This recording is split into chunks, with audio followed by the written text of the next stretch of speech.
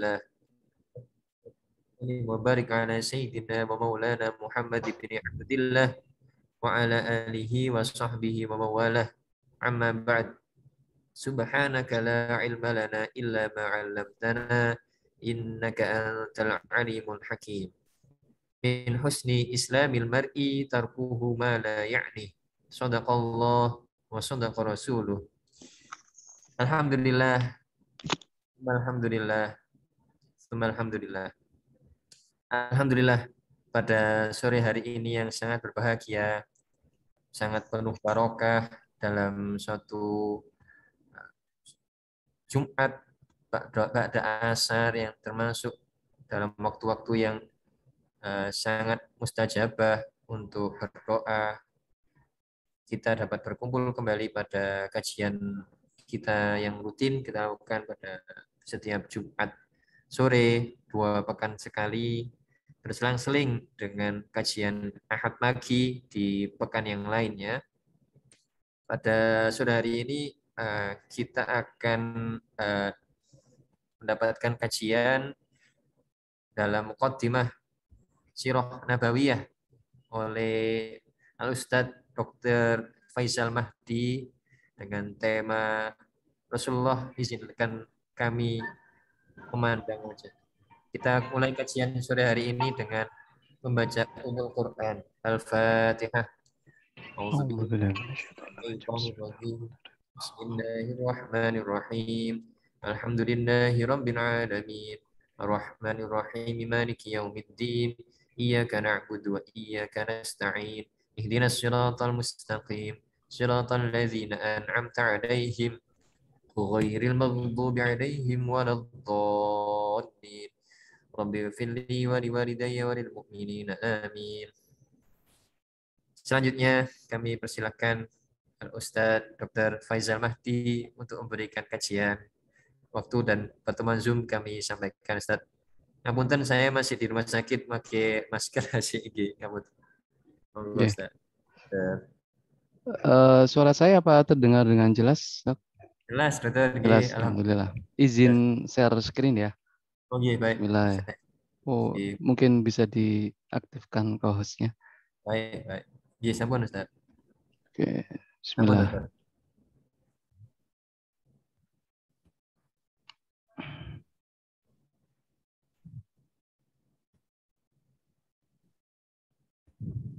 Sudah muncul nggih? Sampun Ustaz. Oke. Bismillahirrahmanirrahim. Assalamualaikum warahmatullahi wabarakatuh. Waalaikumsalam warahmatullahi wabarakatuh. Alhamdulillah, alhamdulillahilladzi anzala sakinata fi qulubil mu'minin liyazdadu imanan ma'a imanihim. Asyhadu an la ilaha illallah wahdahu la syarikalah wa asyhadu anna Muhammadan abduhu wa rasuluhu la nabiyya ba'dah. Allahumma shalli wa sallim wa barik ala nabiyyina Muhammad wa ala alihi wa ashabihi wa man tabi'ahum bi ihsanin ila yaumiddin. Qala Allah Ta'ala fi Qur'anil Karim, a'udzu billahi minasyaitonir rajim. Ya ayyuhalladzina amanu taqullaha wa qulu qawlan sadida yuslih lakum a'malakum wa yaghfir lakum dhunubakum wa may yuti'illaha wa rasulahu faqad faza fawzan 'adzim. Allahumma inna nas'aluka ilman nafi'an wa rizqan thayyiban wa amalan mutaqabbalan. Allahumma inna nas'aluka min khairi ma sa'alaka minhu nabiyyuka Muhammad sallallahu alaihi wasallam wa na'udzubika min syarri ma sta'adzaka minhu nabiyyuka Muhammad sallallahu alaihi wasallam. Wa antal musta'an wa alaikal balagh wa la haula wa la quwwata illa billah. Amin amin ya rabbal alamin. Amma ba'd. Baik, teman-teman muslimin muslimat, teman rekan sejawat yang dirahmati Allah Subhanahu wa taala. Pertama-tama mari kita panjatkan kehadirat Allah Subhanahu wa taala atas segala karunia rahmatnya ya. Karunia nikmatnya, taufik serta hidayahnya yang itu semua membuat kita tidak ada alasan untuk tidak bersyukur ya. Segala karunia-Nya ini yang banyak ini membuat kita ya tidak beralasan lagi untuk lidah kita itu kering dari ucapan syukur-syukur yang senantiasa harus kita panjatkan kepada Allah. Baik itu perkara yang menyenangkan buat kita, yang menimpa itu adalah sesuatu yang membuat kita senang, itu patut kita syukuri dengan alhamdulillah. alladzi bi ni'matihi tatimmus shalihat. Tetapi apabila ada perkara yang itu tidak mengenakan buat kita, mungkin secara zahir kasat mata itu mungkin negatif kita nilai, tetapi yakinlah orang beriman harus senantiasa yakin bahwa apa yang menimpa dirinya itu tidak akan pernah hal yang buruk dari Allah Subhanahu wa taala. Jika ada sebuah perkara yang tidak mengenakan, kita pun diajari oleh Allah Subhanahu wa taala untuk bersyukur. Alhamdulillah ala kulli hal. Sehingga dengan platform atau pondasi syukur ini yang membuat mindset serta pola pandang seorang beriman itu berbeda dengan orang yang tidak beriman. Segalanya menjadi menyenangkan, segalanya bisa menjadi mendamaikan dan bisa menghadirkan solusi untuk permasalahan kehidupan kita di dunia ini. Shalawat serta salam tak lupa kita senantiasa turut haturkan kepada teladan kita bersama, uswah kita, kutuah kita, kekasih kita bersama, yakni Nabi besar Muhammad SAW yang telah sempurna mengajarkan kita semua umatnya ini cara-cara untuk bisa berbahagia di dunia dan cara-cara untuk bisa kelak berbahagia di akhirat. Karena sesungguhnya din ini, ajaran agama ini menganut atau mengajarkan penganutnya itu bahagia di dua dimensi ya. Di dunia kita harus bahagia, harus happy di dunia. Tetapi di akhirat pun juga harus bahagia. Agama ini tidak menghendaki penggadaian kebahagiaan atau menuntut kesengsaraan di dunia untuk mendapatkan kebahagiaan di akhirat. Enggak. Apalagi sebaliknya. Bahagia saja di dunia tapi tidak mengindahkan akhirat. Tidak. Tetapi agama Islam yang diajarkan oleh Rasulullah SAW itu harus bahagia semuanya. Bahagia seterusnya. Di dunia kita bahagia. Di akhirat pun kita juga bahagia. Maka dari itu kita patut bersyukur kepada Allah SWT. Kita dihadirkan di tengah-tengah kita sosok teladan yang itu sempurna mengajarkan segala sendi kehidupan. Tidak luput semuanya. Sudah selesai semua Rasulullah ajarkan kepada para sahabat dan sahabat mengajarkan kepada generasi setelahnya. Begitu seterusnya perkembangan zaman sampai detik ini, guru-guru kita pun mendapatkan pengajaran dari generasi sebelumnya dan hari ini kita menikmati din ini secara utuh tanpa ada cacat sama sekali. Baik, teman-teman yang dirahmati Allah Subhanahu wa taala, di waktu yang barokah ini ya, semoga majelis kita meskipun dalam posisi online masih, tapi mudah-mudahan bisa menjadi sebuah asbab kita untuk yang pertama, asbab kita untuk nanti di akhirat kita bisa menjawab waktu-waktu kita digunakan untuk apa. Dan yang kedua yang paling penting dan sesuai dengan tema kita pada sore hari ini, menjadi asbab bahwa kita layak untuk mendapatkan gelar sebagai umat Nabi Muhammad SAW dan layak mendapatkan syafaat kelak di hari akhir. Karena Rasulullah SAW itu sosok yang sempurna telah menyayangi kita gitu ya, menyayangi kita semua ya, melebihi apapun, melebihi siapapun. Jika selama ini kita mendapatkan rasa kasih sayang ya dari orang-orang yang kita temui, mungkin dari orang tua, dari guru, dari teman, atau mungkin yang sudah berkeluarga, sudah punya anak, ya dari keluarga kita, pasangan kita, anak-anak kita mendapatkan kasih sayang, harus disadari bahwa ternyata ada sosok yang tidak pernah kita jumpa, kita tidak pernah menemuinya, tidak pernah bertatap muka dengannya, tidak pernah mendengar suara merdunya, tidak pernah melihat paras wajah yang menawannya, tetapi pun beliau juga menyayangi kita. Beliau adalah Rasulullah Shallallahu Alaihi Wasallam. Dan kasih sayang yang Rasulullah berikan itu bukan berupa materi, bukan berupa perhatian yang senantiasa seperti orang-orang memperhatikan kita gitu ya, memberikan kasih sayang, memberikan materi, memberikan benda, enggak. Rasulullah itu rasa kasih sayangnya itu ditumpahkan kepada kita dengan sangat luar biasa agar kita selamat. Seperti yang saya bilang tadi ya, agar kita bisa bahagia. Di dunia kita bahagia, di dunia kita selamat, dan di akhirat kita selamat. Dan Rasulullah paling tidak rela, paling tidak rela ketika melihat dan mendengarkan umatnya itu termasuk bagian umat yang celaka gitu, tidak menjalankan apa yang dituntutkan oleh beliau, tidak menjalankan apa yang disyariatkan oleh agama dan seterusnya. Beliau sesungguhnya sangat sedih sekali ketika mendengar atau mungkin bahkan mengetahui konsekuensi dari itu. Karenanya kita perlu mengenal ya sosok yang istimewa ini lebih jauh. Karena dengan mengenal sosok yang istimewa ini, sosok yang menyayangi kita ini, itu adalah bagian cara dari yang kita bisa upayakan untuk berterima kasih kepadanya. Baik,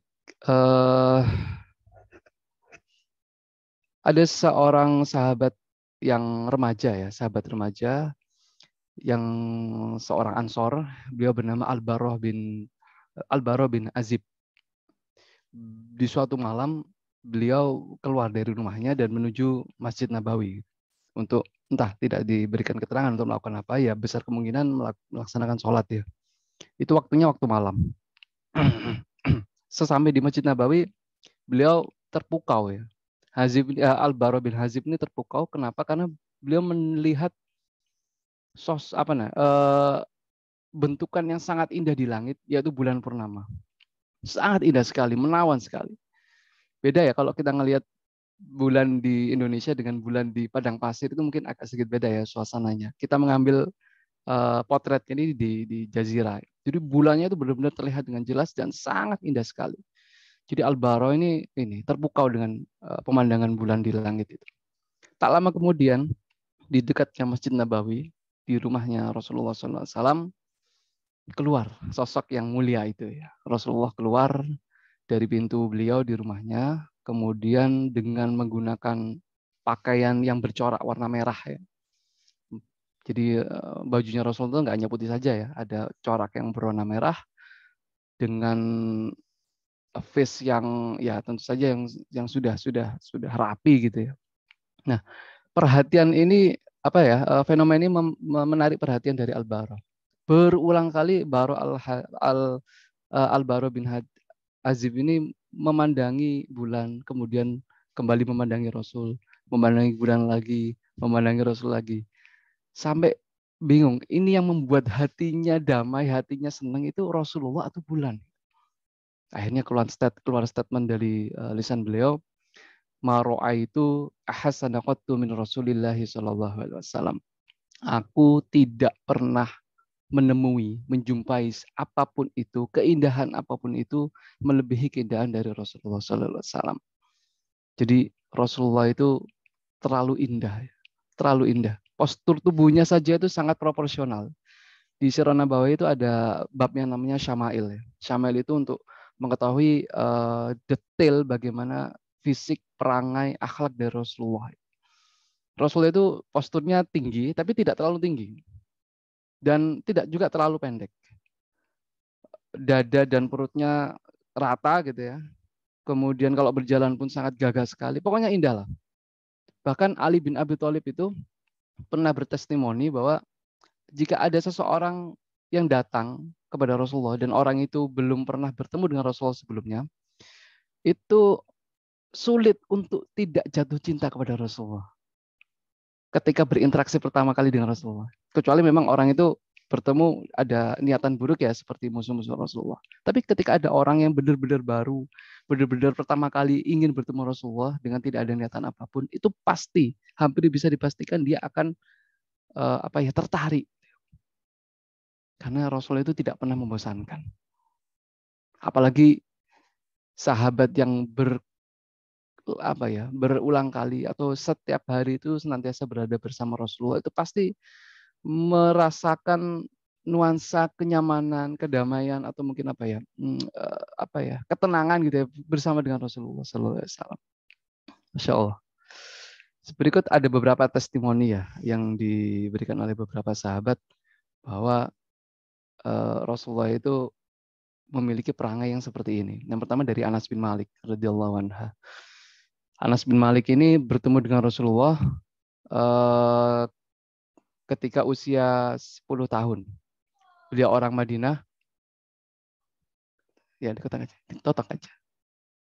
Beliau adalah orang Madinah.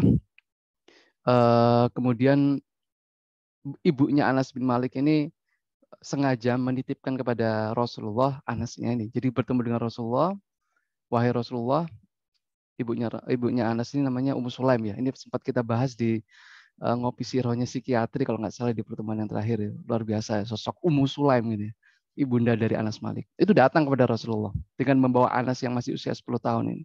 Wahai Rasulullah, izinkan jika diperbolehkan aku menyerahkan anakku ini kepadamu untuk mendampingimu, untuk melayanimu. Dia adalah anak yang cerdas dan dia pasti mau seluruh atau mungkin pasti akan mengerjakan seluruh apa yang engkau perintahkan. Jadi ini orang tua pinter ini. Jadi dari awal sejak dini dititipkan sama guru besar lah istilahnya gitu. Pasti nanti Anas bin Malik akan menjadi sosok yang memang sangat luar biasa, menyerap ilmu. Meskipun menjadi seorang pelayan lah ya, menyiapkan aktivitas rumah tangga, membersihkan apapun itu, menyiapkan air dan lain sebagainya. Tetapi yang dikeluarkan oleh Rasulullah itu kan pasti ilmu. Ini tuh semuanya diserap oleh Anas bin Malik. Nah, teman-teman yang dirahmati Allah Subhanahu wa taala, selama 10 tahun itu Anas bin Malik memberikan sebuah kesan. Apa itu kesannya? Beliau mengatakan kepada para generasi sebelumnya bahwa selama 10 tahun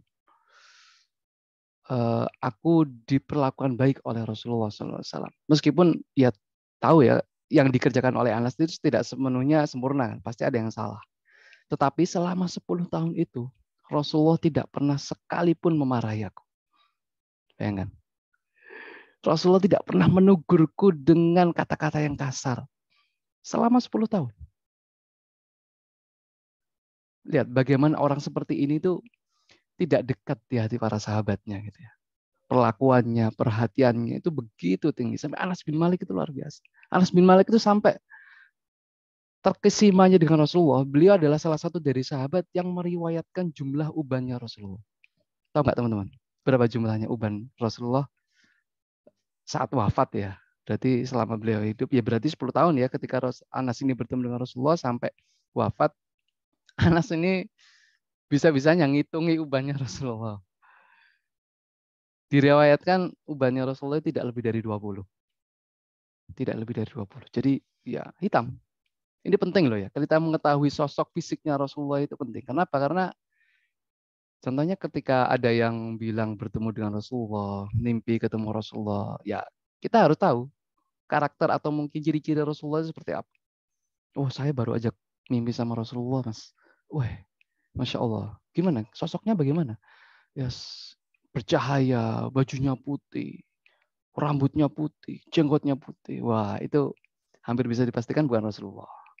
Mungkin aja tokoh yang lain. Itu penting ya.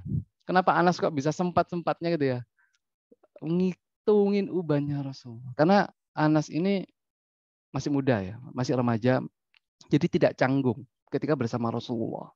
Ya masih anak-anak lah, 10 tahun kan usia SD kelas 5, kelas 6 mungkin. Ya kelas 5, kelas 4 lah.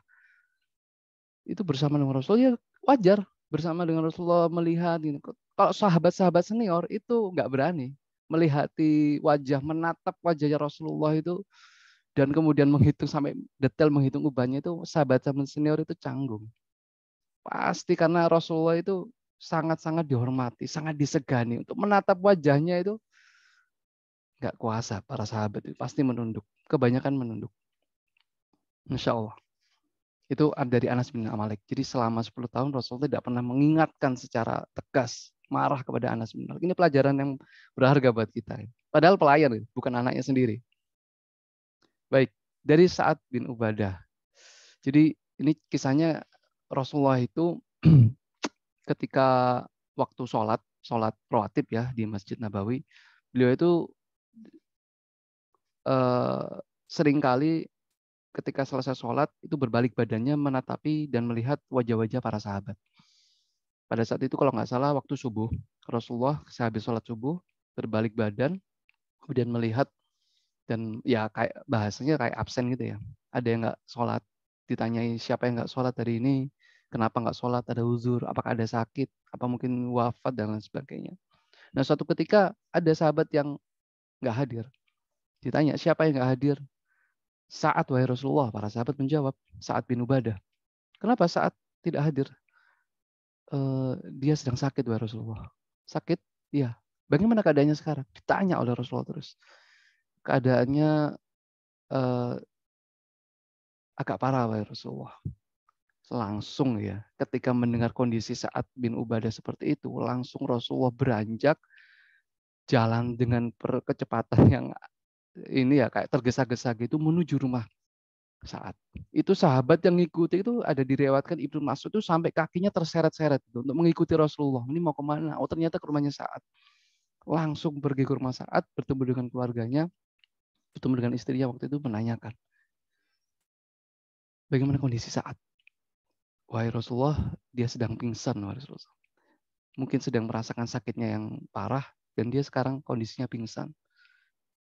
Kemudian Rasulullah melihat fisik dan sosok Sa'ad bin Ubadah ini tertidur gitu ya, sedang pingsan. Rasulullah langsung menangis. Menangis. Melihat itu, istri Sa'ad bin Ubadah, kemudian para sahabat yang mengikuti juga ikut menangis. Masya Allah. Rasulullah menangisi Sa'ad.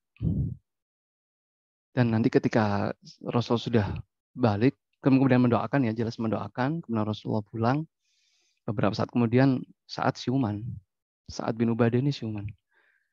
Melihat sahabatnya masih ada di sana, istrinya, itu pada menangis semua. Gitu. Heran Sa'ad, kenapa kalian menangis? Apa yang membuat kalian menangis? Gitu. Heran Sa'ad. Ketahuilah wahai Sa'ad, baru saja Rasulullah datang menjengukmu. Dan beliau sangat kasihan kepadamu, dia sampai beliau meneteskan dan menangisimu. Dengan orang yang paling dicintai, yang paling dikasihi oleh para sahabat, itu perhatiannya sampai menunjukkan apa ya, rasa tangis yang luar biasa. Pernah nggak teman-teman, atau kita semua ya sakit, kemudian orang yang nengok kita gitu, itu nangis. Kalau punya pengalaman itu pasti akan merasakan, Masya Allah, aku itu begitu diperhatikan sampai orang yang memperhatikanku, melayaniku atau mungkin menyayangiku sampai nangis melihat kondisiku seperti ini. Dan ini kunci mengapa Rasulullah SAW itu dirasa begitu dekat dengan siapapun. Nah, dan yang terakhir dari Abu Hurairah. Abu Hurairah itu sahabat yang belakangan ya masuk Islam. Beliau datang dari luar Madinah, kalau nggak salah dari Yaman, itu tahun 7 Hijriah masuk Islamnya. Jadi kalau Rasulullah wafat tahun 10 Hijriah, sekitar 10 Hijriah, masuk tahun 11 ya. Jadi Abu Hurairah itu bersama Rasulullah cuma 3 tahun. Ya paling 4 tahun lah, 3 sampai 4 tahun. Tetapi lihat, Abu Hurairah itu berhasil menjadi satu-satunya sahabat yang meriwayatkan hadis paling banyak dibandingkan dengan sahabat yang lain. Padahal waktunya cuma 4 tahun. Dan ketika Abu Hurairah itu menyampaikan ilmu kepada generasi setelahnya, berarti generasi tabi'in ya. Abu Hurairah kan pasti menyampaikan hadis-hadis Rasul, penjelasan dari Rasul. Ketika Abu Hurairah itu mengatakan hadasani khalili gitu ya. Ini perkataan atau telah ku dengar dari Rasulullah kekasih kita, Rasulullah kekasih kita. Itu pasti menangis. Bayangkan ya, begitu dalam kesan yang diberikan Rasulullah itu masuk ke dalam benak para sahabat. Coba ngomong, Rasulullah SAW bersabda, berhenti sejenak, menangis Abu Hurairah. Sudah tenang, baru melanjutkan hadisnya apa.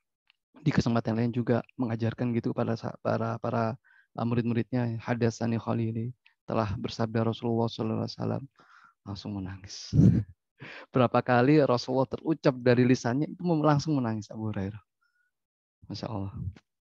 Saking ini ya, begitu dalam ya kesan yang diberikan oleh Rasulullah, sampai menghujam ke dalam hati dan relung jiwa para sahabat. Teman-teman yang dirahmati Allah Subhanahu Wa Taala, Nabi Muhammad SAW ini sesungguhnya siapa sih gitu ya? Siapa yang sih yang nggak kenal Nabi Muhammad SAW? Mungkin kalau mau disurvei dari sekitar 7 miliar manusia di muka bumi ini, nama yang paling populer digunakan mungkin Muhammad. Saya yakin itu. Apalagi di negeri Muslim seperti Indonesia atau negeri lain gitu ya, yang Muslim, pasti yang paling digunakan adalah Nabi Muhammad. Dan tidak hanya menjadi nama yang paling diucap ya, Muhammad SAW namanya ini adalah menjadi nama yang paling sering didengar di seluruh penjuru bumi. Kok bisa? Karena kita mendengar azan kan di waktu sholat. Dan di dalam azan ada lafadznya Nabi Muhammad. Asyhadu anna Muhammadar Rasulullah. Dan waktu sholat itu kan mengikuti perpindahan waktu. Ketika mungkin subuh jam 4 kurang seperempat gitu ya di Surabaya dan sekitarnya. Ya 1 menit kemudian ada subuh di tempat lain. Bergeser subuhnya. Ada azan di sana. 1 menit kemudian ada azan di tempat yang lain. 1 menit kemudian ada azan di tempat lain. Begitu seterusnya sampai ya kembali lagi 24 jam. Jadi bumi ini ternyata teman-teman tidak pernah sepi dari suara yang menyenandungkan dan melafadzkan nama Muhammad. Ini manusia apa gitu ya. Jadi sampai jaga Allah benar-benar membuat nama Muhammad ini mulia dan agung dengan membuatnya seperti ini.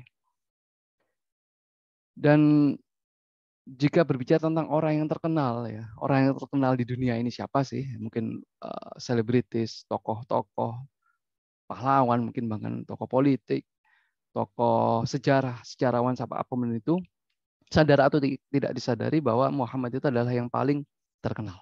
Yang paling terkenal. Allah itu mengutus Nabi dan Rasul itu tidak 25 ya. Perlu diketahui Allah itu mengutus Nabi dan Rasul itu tidak puluhan, tidak ratusan, tidak puluhan ribu ya, tapi ratusan ribu. Allah Subhanahu wa taala itu mengutus Rasul di muka bumi ini sebelum Nabi Muhammad ya. Itu jumlahnya ratusan ribu.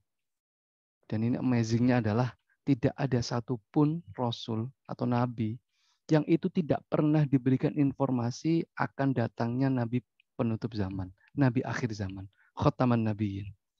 Berarti Nabi Muhammad SAW ini sudah terkenal sejak zaman di awal. Ya jelas mulai Nabi Adam sampai yang terakhir Nabi Isa alaihissalam, semuanya sudah Allah sampaikan bahwa nanti kalau ada Nabi penutup zaman, Nabi penutup zaman. Bahkan dijelaskan profilnya seperti ini, profil sahabatnya seperti ini. Membuat Nabi Musa dan Nabi Ishak iri. Diriwayatkan menarik ini.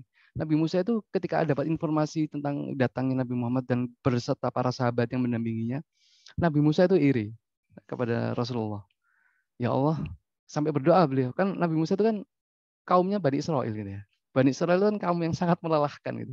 Tetapi ketika Allah memberikan informasi ada Nabi akhir zaman dan berserta para sahabat yang sangat luar biasa setia itu, Nabi Musa langsung berdoa, ya Allah, izinkan aku menjadi bagian dari umatnya Nabi yang terakhir nanti.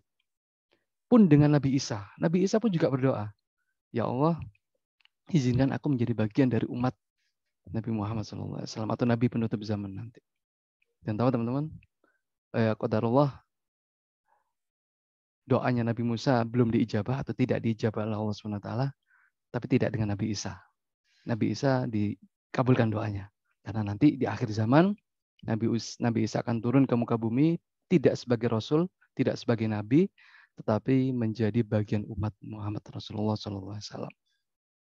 Masya Allah. Saking menakjubkannya ya. Terlalu istimewa gitu ya di benak para Rasul yang lain. Jadi nanti sedikit kita bahas bagaimana kedudukan Nabi Muhammad dengan nabi-nabi yang lain ya. Dan tidak hanya terkenal di bumi, terkenal juga di langit.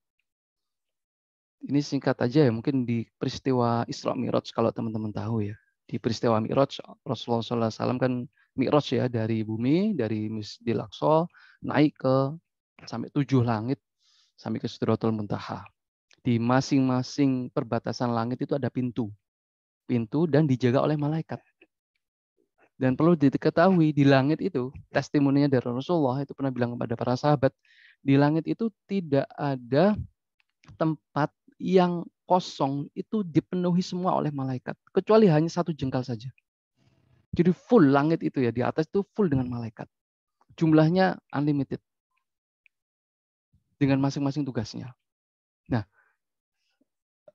dasarnya apa? Kenapa Rasulullah sangat terkenal? Itu di peristiwa Mi'raj. Ketika Rasulullah naik dari langit 1 ke langit 2, itu kan ada pintu ya, ada gerbang. Rasulullah didampingi oleh Jibril. Tahu kan ya? Kemudian Rasulullah dan Jibril mengetuk pintu itu, pintu langit. Ternyata ada yang menjaga kan, malaikat menjaga pintu itu. Siapa itu? Tampaknya nggak tahu siapa yang datang. Jibril. Jibril, bersama dengan siapa engkau wahai Jibril? Aku bersama dengan Muhammad. Muhammad, malaikat langsung connect gitu ya. Muhammad, apakah dia sudah diutus? Apakah Nabi Muhammad sudah diutus? Gitu. Berarti kan para malaikat tahu bahwa nanti ada sebuah zaman diutus seorang Rasulullah bernama Muhammad dan ada peristiwa Mi'raj ini. Itu juga nanti di langit-langit yang seterusnya pun juga seperti itu. Malaikat semuanya mengenal dan mengaku sudah mengenal dengan Rasulullah. Jadi Masya Allah, sudah terkenal di bumi, terkenal di langit, dan jelaslah nanti posisinya di hari akhir, beliau mendapatkan posisi yang paling mulia. Manusia yang mendapatkan posisi yang paling mulia. Itulah Nabi kita. Itulah Nabi kita. Ya kita harus bangga. Kita harus takjub gitu ya. Kita harus nggak pede gitu ya, memiliki sosok Rasulullah sebagai teladan kita. Dan penjagaan Allah pada nama mulianya, teman-teman. Jadi nama Rasulullah itu, Nabi Muhammad itu banyak. Banyak. Yang kita tahu kan cuma beberapa ya, mungkin Muhammad, Ahmad, kemudian ada Abul Qasim, ada Al-Mahi, Al-Hadi, dan sebagainya, macam-macam.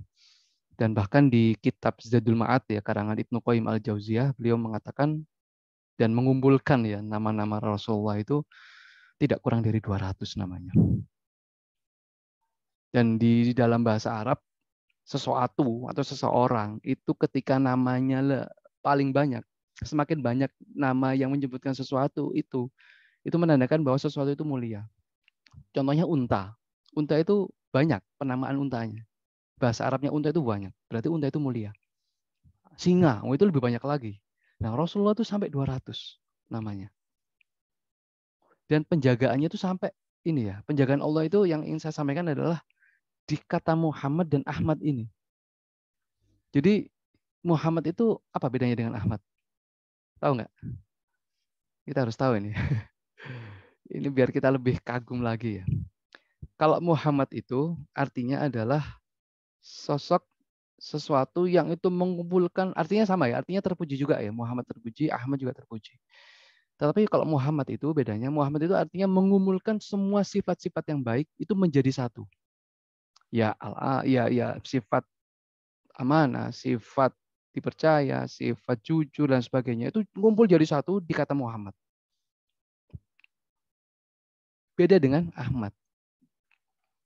Kalau Ahmad itu, kalau Muhammad itu semuanya berkumpul menjadi satu, sedangkan kalau Ahmad di masing-masing sifatnya berkumpul itu, Ahmad itu berarti dia ada sosok yang paling ya, jadi istilahnya superlatifnya deh. Itu pada diri Rasulullah. Kalau Muhammad itu jadi satu, banyak secara kuantitas, tapi secara kualitas Ahmad itu adalah yang paling terbaik. Kalau di sejarah di waktu zaman Quraisy dulu, yang namanya Muhammad banyak. Di zamannya Rasulullah, yang namanya Muhammad banyak. Tapi yang namanya Ahmad cuma satu. Ya Rasulullah ini, yang disebut dengan Ahmad.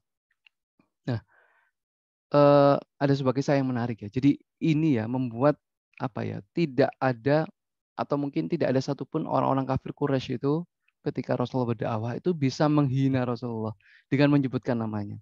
Ya nggak mungkin kan? Orang Arab tahu bahwa Muhammad itu artinya baik. Gitu. Kemudian seseorang itu menghina Nabi Muhammad dengan menyebutkan contohnya Muhammad gila, Muhammad penyihir, Muhammad pendusta. Itu nggak pas. Kenapa? Bagaimana bisa seseorang itu memuji orang itu bersamaan dengan menghinanya.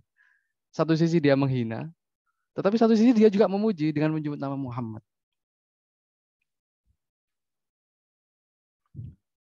Contohnya Ummu Jamil.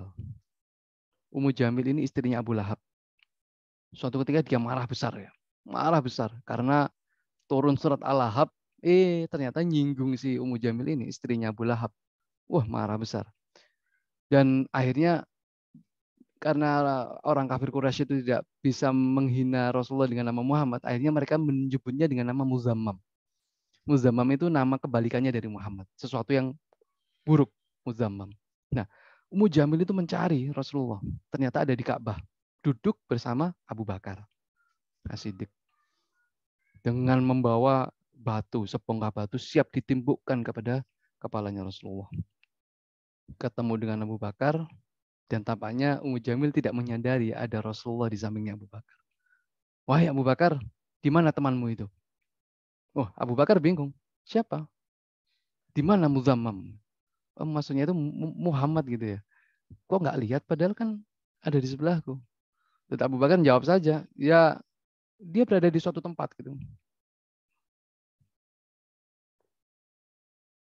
Jika si Muzammam ini datang, dihina-hina langsung itu sama Ummu Jamil. Akan kutimpukkan batu ini ke kepalanya. Wah, parah ini Ummu Jamil. Habis itu dia berlari. Kemudian Ummu Jamil pergi. Abu Bakar bingung. Wahai Rasulullah, ia tidak menyadari bahwa kau berada di sini. Iya, tidak menyadari. Mungkin Allah sedang menutupiku gitu ya.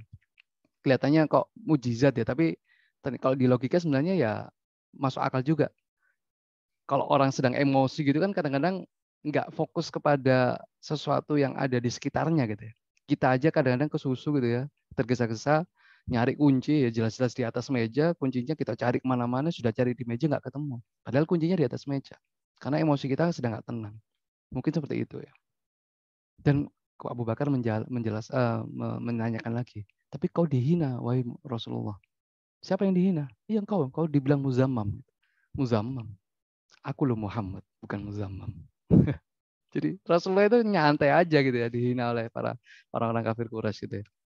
Masya Allah. Jadi nggak bisa, kau mau menghina dengan nama Muzammam, ya Muzammam itu siapa? Kalaupun menghina dengan nama Muhammad, Muhammad engkau gila. Nggak mungkin, itu nggak pas gitu ya. Satu sisi dia menghina, satu sisi dia memuji dengan menyebutkan nama Muhammad. Jadi benar-benar sudah Allah jaga ya nama Rasulullah SAW itu dari segi namanya dijaga. Jadi teman-teman ya penting ya, penamaan itu penting ya. Makanya kalau orang Barat mengatakan apalah arti sebuah nama, kalau dalam Islam itu ya nama itu sangat-sangat penting karena itu bagian dari penjagaan Allah Subhanahu wa taala. Nah, salah satu yang sangat luar biasa adalah apa ya, kalau saya bilang tadi adalah sosok yang paling terkenal di muka bumi itu ya selayaknya adalah Rasulullah SAW. Kenapa? Karena menurut penelitian ada seorang ulama, kalau nggak salah ulama India ya, Mas'ud An-Nadwi, di tahun 60-an, jadi sekitar berapa ya? Hampir 50 tahun yang lalu ya. Sekitar 40-50 tahun lalu meneliti bahwa tentang buku-buku yang menuliskan tentang Rasulullah SAW. Temanya tentang Rasulullah, tentang sirah, tentang profil dan sebagainya. Tapi yang beliau teliti itu adalah buku-buku yang ditulis bukan bahasa Arab. Jadi buku di luar Arab. Dan beliau, Masya Allah, menemukan tidak kurang dari 1.500 judul buku. Bukan berbahasa Arab, itu menuliskan tentang Rasulullah SAW. Belum lagi yang berbahasa Arab. Masya Allah. Kalau kita ada berapa buku sirah di rumah gitu. Ya mungkin yang paling populer yang di sebelah kiri ini ya, Rohikul Maktum ya, karya Syaifur Rahman Al-Mubarakfuri itu yang paling populer. Itu. Jadi ya sangat-sangat terkenal ya. Ya sudah bisa dibilang ini sudah fix lah. Rasulullah itu sosok yang paling dikenal dan terkenal di seluruh penjuru bumi. Nah ini saya ingin menyampaikan kedudukan Rasulullah dibandingkan dengan nabi-nabi yang lain ya. Seperti saya bilang tadi, dari Rasulullah Allah SWT itu mengutus kurang lebih sebanyak ratusan ribu nabi dan rasul. Tapi di antara nabi dan rasul itu ada yang paling mulia. Jumlahnya cuma 5. Yang dikenal dengan nama Ulul Azmi. Hafal ya? Hafal lah, gampang lah. Nabi Nuh, kalau secara urutan ya, Nabi Ibrahim, kemudian setelah itu Nabi Musa, Nabi Isa, kemudian terakhir adalah Nabi Muhammad SAW. Dan di antara 5 ulul azmi ini yang bisa dikatakan top of the top dari para nabi dan rasul, Nabi Muhammad adalah yang paling istimewa. Sedikit kita bahas bagaimana kedudukan Nabi Musa dan Nabi Muhammad SAW. Nabi Musa itu pernah suatu ketika diperintahkan oleh Allah untuk datang bertemu dengan Allah. Jadi Nabi Musa itu cukup mulia ya. Nah, apa manusia yang mulia. Jadi apa ya? Eh, nama yang paling banyak disebut di dalam Al-Qur'an. Musuhnya juga Firaun juga paling banyak disebut di dalam Al-Qur'an. Jadi sangat mulia Nabi Musa. Itu pernah dan satu-satunya nabi dan rasul yang pernah bicara langsung dengan Allah. Kalau Nabi Muhammad tidak pernah. Nabi Muhammad itu riwayat yang kuat mengatakan ketika peristiwa Isra Mi'raj itu tidak langsung berinteraksi dengan Allah Subhanahu wa taala. Tapi kalau Nabi Musa pernah di dalam Al-Qur'an ada dialog itu. Ini coba petikannya ada di sini. Nah, Allah itu pernah mengutus atau memerintahkan Nabi Musa untuk bertemu dengan Allah di suatu tempat yang definitif ya, yang jelas di waktu tertentu juga sudah jelas waktunya di mana. Nah, Nabi Musa itu ternyata datang di tempat itu, di waktu itu lebih dulu dibandingkan dengan waktu yang semestinya. Jadi lebih awal. Ya, bagus dong ya. Bagus. Tetapi Allah bertanya kepada Nabi Musa ini, kenapa kok datangnya lebih awal gitu ya? Di surat Toha ayat 83. Allah bertanya, "Ma'ajala ya Musa?" Gitu. Kok baru tiba gitu ya? Wahai Musa gitu. Nabi Musa menjawab, "Wa'ajiltu ilaika rabbi litarallah." Ya, Allah SWT, aku bersegera menemuimu, wahai Robku, agar supaya engkau ridho padaku. Jadi Nabi Musa alaihissalam itu masih mengejar ridhonya Allah. Kalau seseorang itu sudah mendapatkan ridho Allah itu kan sebenarnya sudah kelar ya, artinya dia akan mendapatkan segalanya. Nah, untuk mencapai itu Rasulullah itu masih Nabi Musa itu masih berusaha, gitu. Masih hadir lebih awal dari waktu yang semestinya. Beda dengan Rasulullah SAW. Rasulullah pernah suatu ketika mengalami yang namanya uh, wahyu terputus. Wahyu terputus artinya jeda ya. Di nanti Jibrilnya kok nggak datang-datang, Jibrilnya kok nggak datang-datang kemana gitu ya. Rindu kan Rasulullah. Sampai dinyinyirin sama para musuh-musuhnya di Quraisy di Mekah itu, wah Muhammad, kelihatannya engkau telah ditinggal oleh Tuhanmu,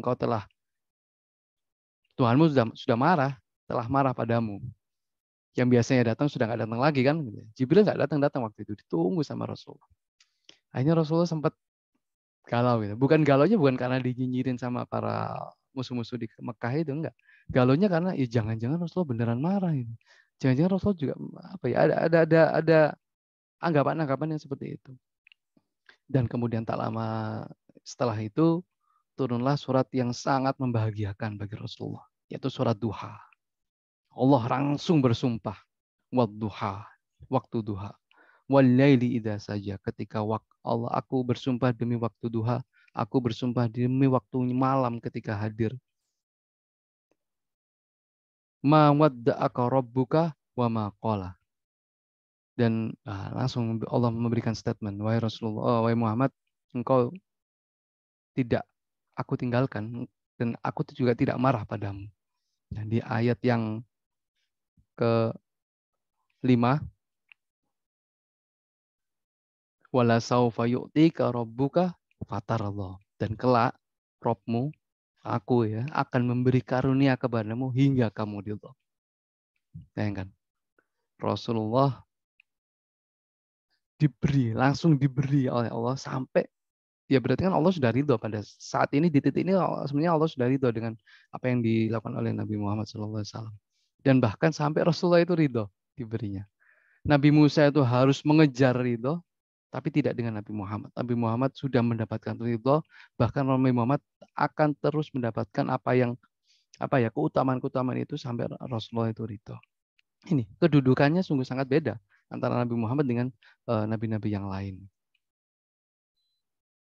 Ini penting teman-teman. Kedudukan yang tinggi ini penting karena agar kita tahu bahwa dalam dalam memposisikan Rasulullah itu harus kita jadikan menjadi teladan yang paling utama. Kalau kita nggak menjadikan sesuatu atau seseorang itu posisinya tinggi, itu kita tidak bisa respect kepada beliau. Kita tidak respect kepada orang itu. Gitu. Sehingga kalau kita sudah memberikan kedudukan yang tinggi, kita pasti, wah ini sosok yang harus diteladani. Nggak ada teladan yang lain sebelum teladan ini kita tiru. Kemudian kita muncul rasa penghormatan yang semestinya. Kita mendudukan atau memberikan, menaruh Rasulullah SAW itu di posisi yang semestinya. Kita hormati, kita teladani, jelas ya. Kita muliakan, tidak kita hina, memposisikan yang nggak main-main gitu ya.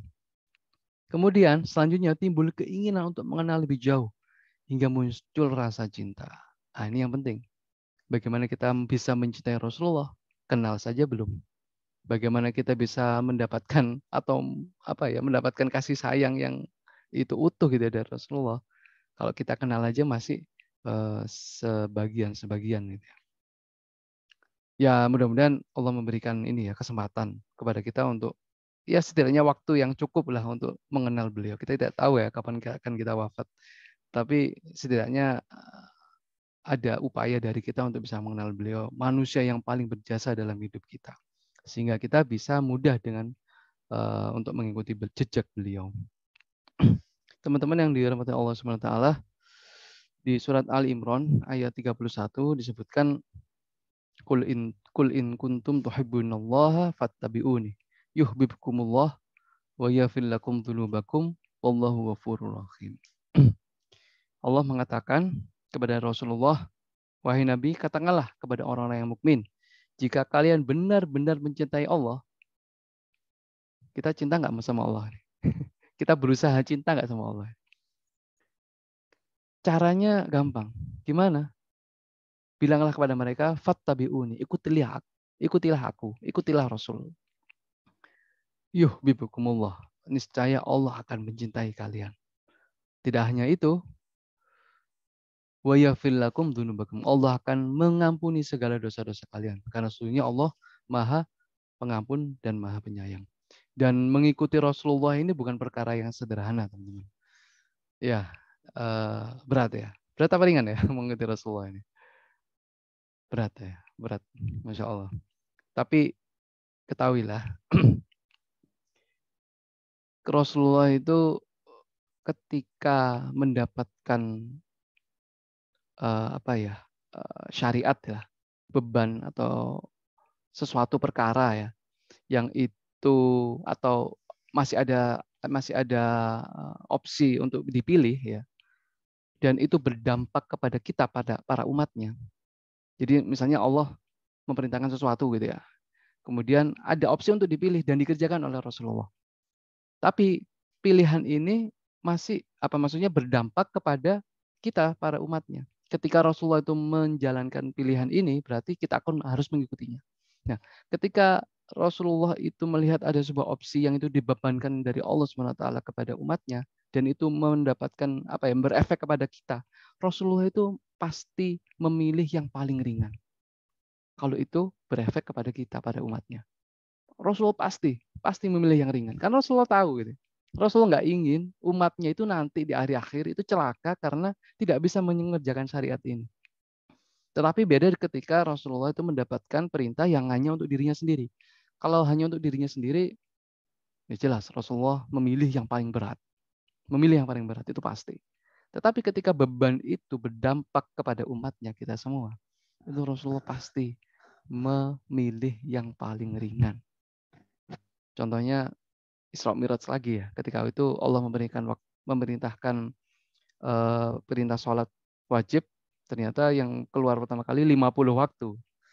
Ini yang menjadi ya saya baru paham bahwa ternyata ini alasan mengapa Rasulullah itu mau gitu ya. Balik lagi ke Allah untuk meminta dispensasi lah katakanlah. Untuk dikurangi jangan 50, dikurangi lagi ya atas dasar nasihat Nabi Musa juga ya. Nggak mampu kita itu. Rasulullah tahu kita itu nggak mampu menjalankan syariat yang sangat besar, yang sangat banyak. Dan Rasulullah itu sangat-sangat khawatir ketika kita itu nanti nggak bisa mengerjakan ini semua. Sangat khawatir nanti ketika di hari akhir itu kita ditanya oleh Allah SWT, kok nggak ngerjain syariat ini? Itu Rasulullah khawatir. Rasulullah nggak mau umatnya celaka. Makanya Rasulullah pasti memilih pilihan yang paling ringan, yang paling mudah untuk bisa kita ikuti. Masya Allah ya. Makanya manusia yang paling besar jasanya ya Rasulullah. Sebelum yang lain ya. Sebelum yang ada orang yang dalam hidup kita berjasa banyak. Orang tua kita jelas. Guru-guru kita berjasa semua. Tetapi kita tempatkan Rasulullah itu di atas mereka semua. Dan kita harus menjadikan Rasulullah itu sosok yang paling kita rindu. Kok bisa? Jelas. Rasulullah telah merindukan kita. Merindukan kita. Sahabat saja yang itu bertemu, bertatap muka dengan Rasulullah. Membersamai Rasulullah, berjuang bersama Rasulullah. Ketika Rasulullah wafat, semuanya rindu. Semuanya langsung rindu. Bilal aja gitu ya. Kan nggak sanggup di Madinah Bilal itu. Ketika Rasulullah wafat, izin Bilal sama Abu Bakar. Wahai Abu Bakar, aku mau pindah. Kemana? Ke Basrah atau ke Kufah gitu. Nggak kuat di Madinah. Nggak kuat. Ya rindulah, kangen. Nggak bisa adzan lagi kan Bilal. Sekalinya adzan langsung putus gitu ya. Sampai ke lafaz asyhadu anna Muhammad Rasulullah. Udah nggak bisa dilanjutkan lagi oleh Bilal. Sangat rindu. Padahal Rasulullah baru aja wafat. Baru kemarin wafatnya. Sedangkan kita yang terbentang jarak dan waktu, ya selayaknya harus lebih rindu. Gitu ya. Lebih kangen gitu ya. Dari siapapun. Dan manusia yang paling kita rindu adalah ya Rasulullah seharusnya. Bukan siapa lagi. Beliau yang telah mengenal kita. Beliau yang telah mencintai, memberikan kasih sayang kepada kita. Sebelum kita mampu untuk mengenalnya. Kita belum kenal Rasulullah secara utuh, tapi Rasulullah sudah kenal kita. Sudah menyayangi dan mencintai, bahkan merindui kita. Beliau itu terlalu agung. Terlalu istimewa. Jadi di pundak kita itu ada hutang ya, yang tidak pernah akan bisa terbalas sampai kapanpun. Kecuali yaitu tadi kita menjalankan, meneladani beliau seutuhnya. Gitu.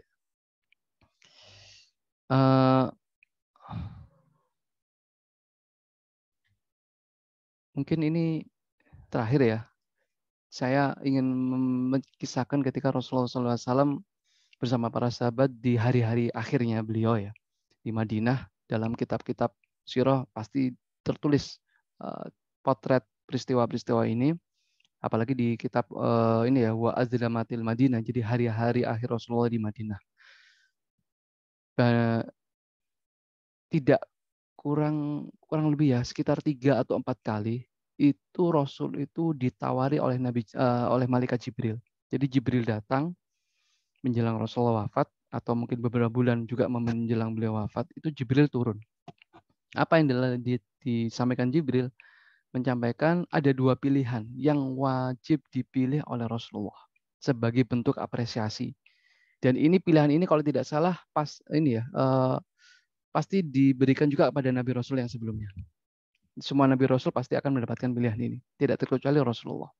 Apa itu? Pilihan pertama adalah karena sudah menjelang wafat, ini pilihan pertama adalah usia Rasulullah ditangguhkan, dipanjangkan, kemudian diberikan, kalau istilah Arabnya itu mafati ghazaid. Jadi pundi-pundi kekayaan bumi gitu ya. Keistimewaan dunia gitu. Itu diberikan kepada Rasulullah di sisa hidupnya, yang itu diberikan tenggat waktu lagi. Jadi yang pertama pilihannya itu usianya dipanjangkan, kemudian diberikan kekayaan di muka bumi ini. Atau yang kedua, ya tidak diberikan panjang umur, langsung wafat dan bertemu dengan Allah SWT. Pilihan ini pernah diceritakan kepada Aisyah, kepada sahabat yang lain ya, Abu Muhaibah. Ada sahabat yang lain juga yang ketiga kalinya, itu saya lupa siapa. Abu Muhaibah bilang, wahai Rasulullah, pilihlah pilihan yang pertama. Ya jelas lah ya, sahabat itu nggak mau sebenarnya, ditinggal Rasulullah dulu itu nggak mau, nggak sanggup. Seperti Bilal tadi ya contohnya, nggak sanggup, perasaannya itu mungkin nggak kuat ya. Kita tahu nanti ketika Rasulullah wafat, Umar kan juga sudah beda kondisi kejiwaannya itu ketika Rasulullah wafat, sampai nggak percaya gitu. Denialnya sangat tinggi sekali Umar, padahal Umar ya, sahabat sekelas Umar aja seperti itu. Nah sahabat yang tahu pilihan ini menyarankan, wahai Rasulullah, pilih pilihan yang pertama. Kemudian Rasul menjawab, enggak. Ana rafiqul a'la, aku ingin bertemu dengan Allah yang Maha Tinggi. Dan ternyata pilihan ini juga disampaikan saat pidato terakhir Rasulullah di Masjid Nabawi. Itu sudah hari-hari terakhir ya. Hari-hari terakhir beliau sakit, Beliau tidak bisa mengimami lagi menjadi imam di Masjid Nabawi dan digantikan oleh Abu Bakar. Dan suatu ketika di waktu sholat Rasulullah heran, kok nggak mulai-mulai sholatnya gitu ya. Tanya kepada Aisyah, Aisyah, kenapa para sahabat tidak mulai gitu. Kemudian Aisyah bilang, mereka menunggumu wahai Rasul. Mereka menunggumu. Mereka nggak sanggup diimami bukan diimami oleh engkau wahai Rasulullah. Oke lah kalau gitu Rasulullah yang dengan kondisi yang fisik lemah itu minta dimandikan dengan 7 air yang dari sumber yang berbeda-beda ya karena sangat panas sekali gitu apa namanya kondisi sakitnya Rasulullah. Kalau Rasul sakit itu berlipat-lipat ya anunya apa namanya rasa sakitnya itu berlipat-lipat kalau Rasul itu sakit. Setelah agak enakan kemudian dipopong oleh Usamah bin Zaid sama Ali kalau nggak salah menuju ke Masjid Nabawi. Wah, sahabat senang. Wah, ternyata Rasulullah akan mengimami kita. Wah, semuanya senang para sahabat. Kemudian Rasulullah langsung berpidato. Sebelum sholat itu berpidato. Pidatonya yaitu tadi menyampaikan pilihannya, tetapi dengan bahasa yang agak berbeda. Inna abdan khairullah. Wahai sahabatku, ada seorang hamba.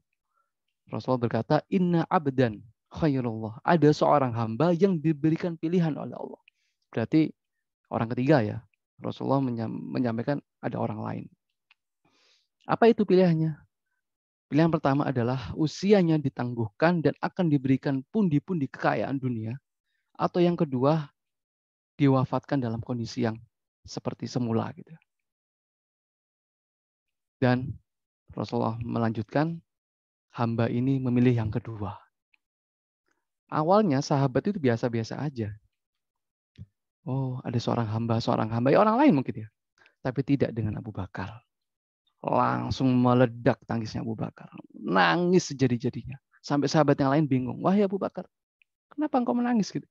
Abu Bakar langsung bicara gitu ya kepada Rasulullah. Wahai Rasulullah, demi ibu dan bapak-bapak kami gitu. Aku rela kehilangan ibu-ibu kami, bapak-bapak kami ketimbang kehilangan dirimu wahai Rasulullah. Sahabat pada bingung. Apa-apaan sih Abu Bakar gitu. Ini kan cerita inna abdan gitu ya, seorang hamba, mungkin orang lain kok Rasulullah yang kau sebut. Kemudian ketika Rasulullah mendengar perkataan dari Abu Bakar, Rasulullah menjawab, La tabki ya Abi Bakar. Janganlah menangis, wahai Abu Bakar. Engkau benar. Wah, ketika itu langsung semuanya menangis. Sesungguhnya orang yang paling baik dan berjasa padaku, persahabatannya dan hartanya adalah Abu Bakar.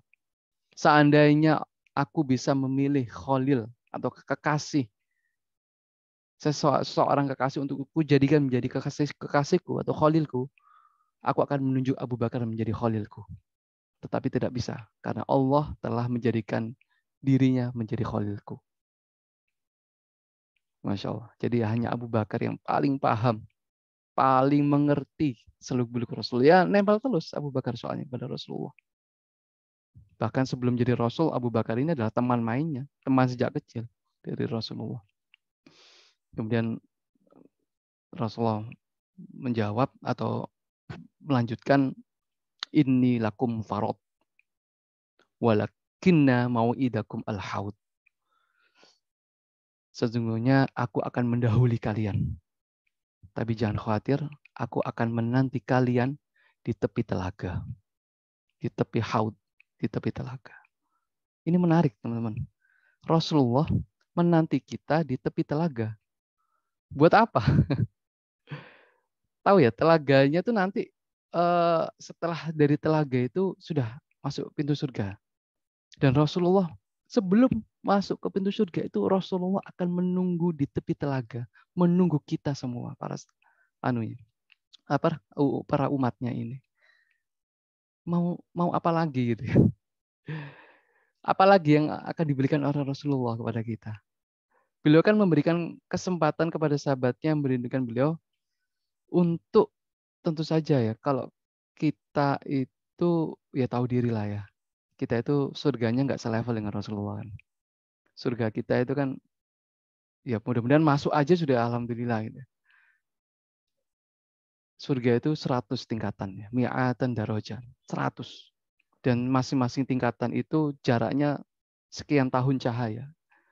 Dan Rasulullah berada di surga yang paling tinggi. Dan Rasulullah tahu umatnya itu tidak satu level.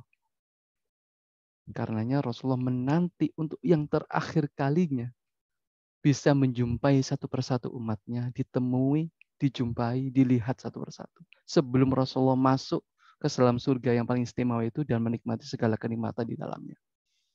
Rasulullah menanti kita, merindui kita.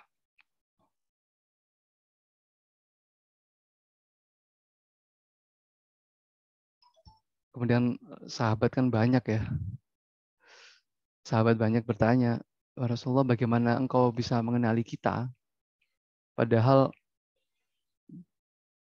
umatmu kelak akan banyak. Bagaimana engkau bisa mengenali kami semua? Jangan khawatir, aku akan mengenali kalian dari bekas-bekas wudhu kalian. Dari bekas-bekas wudhu kalian. Jadi teman-teman kalau bisa jaga wudhu ya. Biar Rasulullah ingat pada kita ya. Rasulullah mengenali kita, jaga wudhu kita, jaga sholat kita. Sebagai bentuk kita, ya sebagai bentuk kerinduan kita. Rasulullah rindu loh kepada kita. Rasulullah rindu.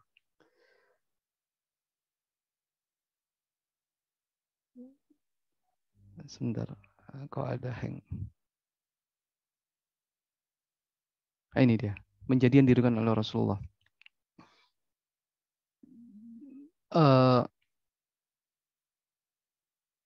Mereka adalah manusia-manusia yang lahir jauh setelah wafatku, tidak bertemu denganku.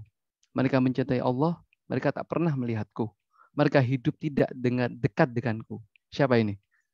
Tetapi mereka sangat rindu kepadaku. Kita kan ya? Kita. Kita ini dirindui sama Rasulullah. Kurang apa yang Rasulullah? Dan saksikanlah aku pun sangat rindu pada mereka. Merekalah umatku. Dan kita masih diberi kesempatan untuk bertemu terakhir kalinya sebelum beliau masuk surga untuk selama-lamanya di tepi telaga tadi.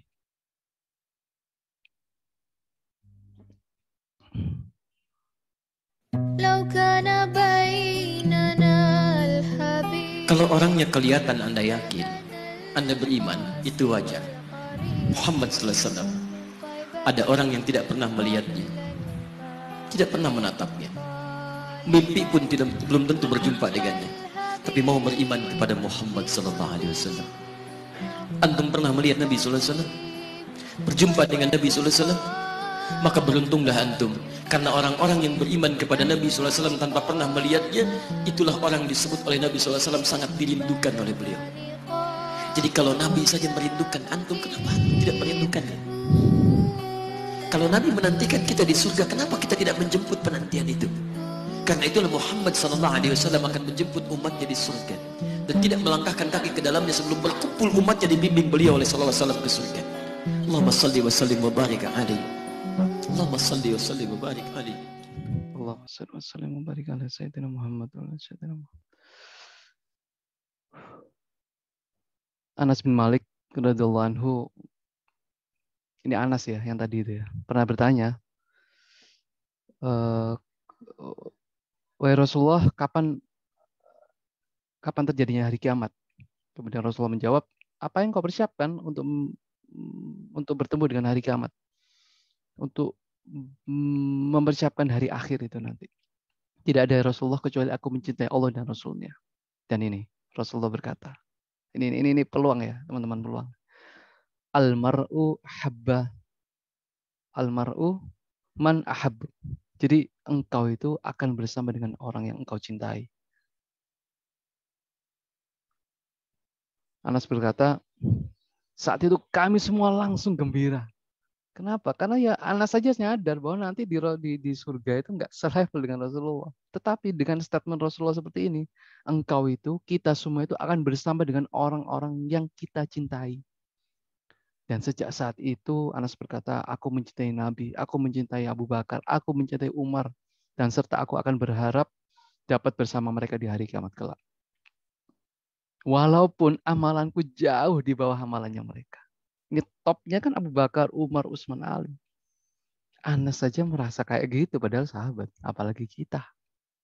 Amalan yang masih seperti ini, berharap bertemu dengan Rasul, ini kabar gembira buat kita.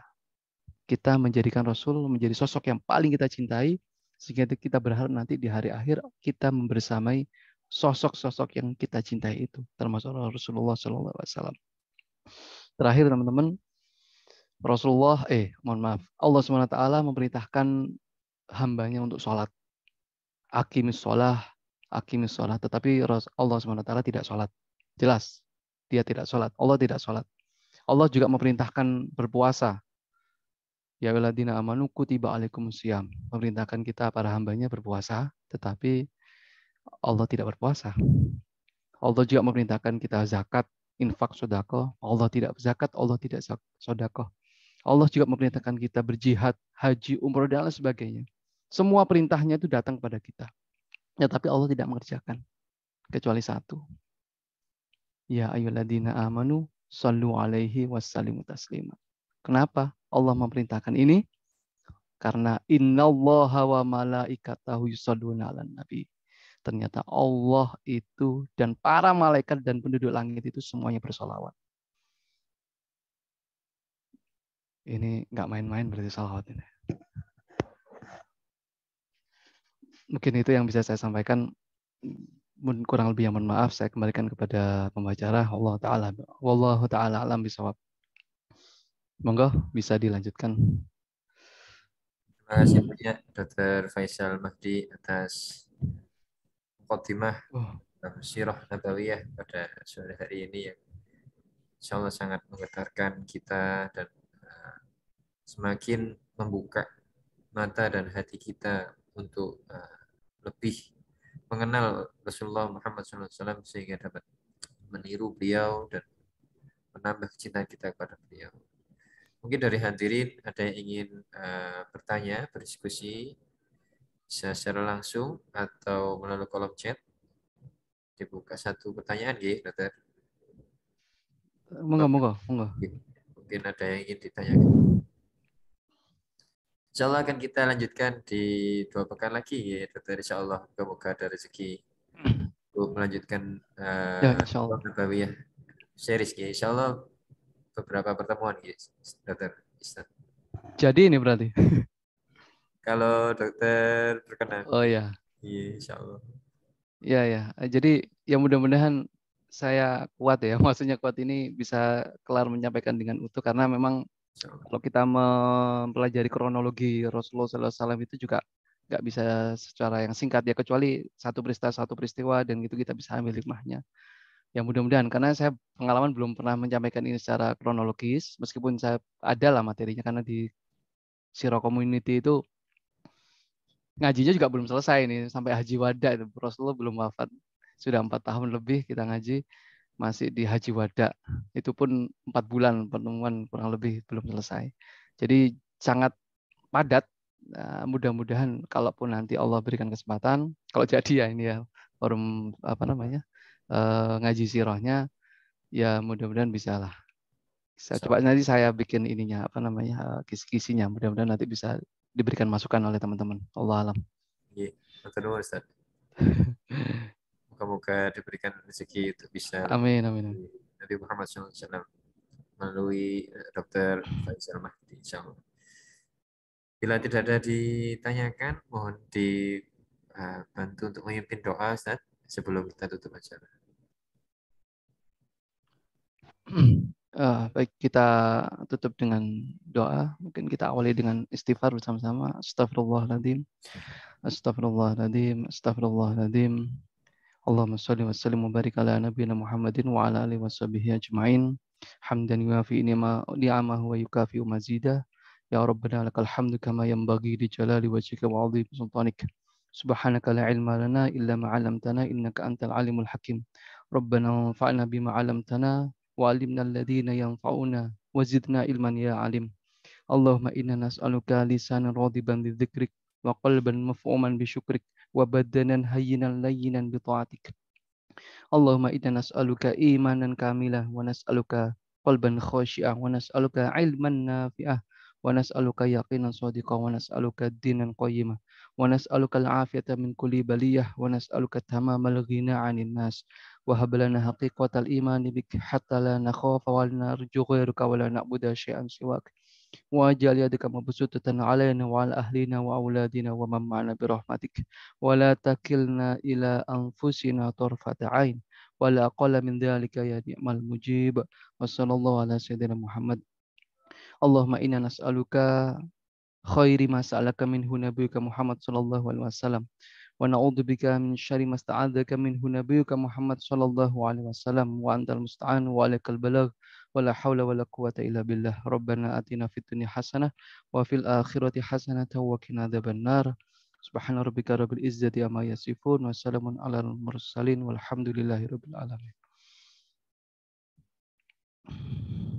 Terima kasih. Kita tutup kajian kali ini dengan bacaan istighfar. Astagfirullahaladzim. Astagfirullah. Alhamdulillah.